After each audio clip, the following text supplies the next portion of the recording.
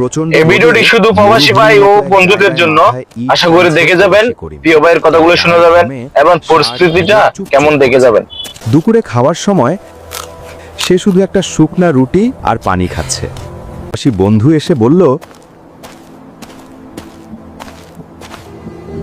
আরে ভাই করিম, এভাবে না খেয়ে কষ্ট করিস কেন? একটু ভালো মন্দ খা।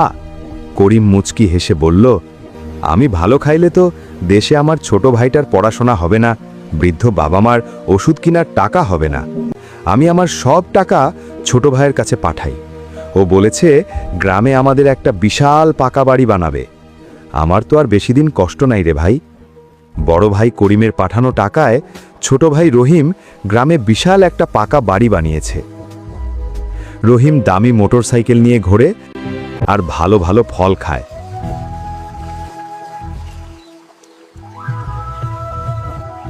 বৃদ্ধা মা পুরনো বাড়ির উঠোনের এক কোণায় বসে থাকে।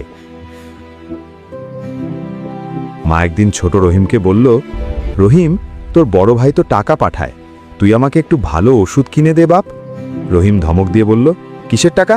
করিম তোমাদের নামে কোনো টাকা পাঠায় না, এই বাড়ি তো আমার নামে। ওর টাকায় আমি বাড়ি বানিয়েছি নাকি? বুড়া মানুষ, চুপচাপ থাকো।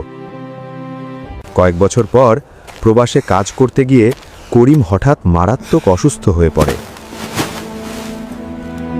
তার চাকরি চলে যায়।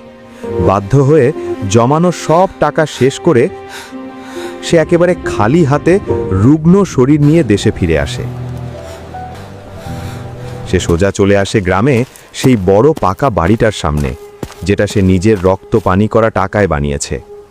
করিম দুর্বল শরীর নিয়ে ছোট ভাই রহিমকে ডাক দিয়ে বলল, রহিম ভাইরে, আমার তো সব শেষ, আমি খুব অসুস্থ, আমাকে একটু বাড়ির ভেতর নিয়ে চল। ছোট ভাই রহিম ঘর থেকে বেরিয়ে এসে তাচ্ছিল্যের দৃষ্টিতে ভাইয়ের দিকে তাকালো। তুমি তো খালি হাতে আসছো, এখন তোমার চিকিৎসার টাকা কে দেবে? এই বাড়ি আমার নামে, এখানে কোনো ফকিন্নির জায়গা নাই, তুমি অন্য কোথাও যাও। বড় ভাইয়ের মাথায় যেন আকাশ ভেঙে পড়ল। যে ভাইয়ের জন্য সে যৌবন শেষ করলো, না খেয়ে টাকা পাঠালো, আজ সে তাকে বাড়ি থেকে বের করে দিচ্ছে। বড় ভাই বোবা হয়ে কাঁদছে। ঠিক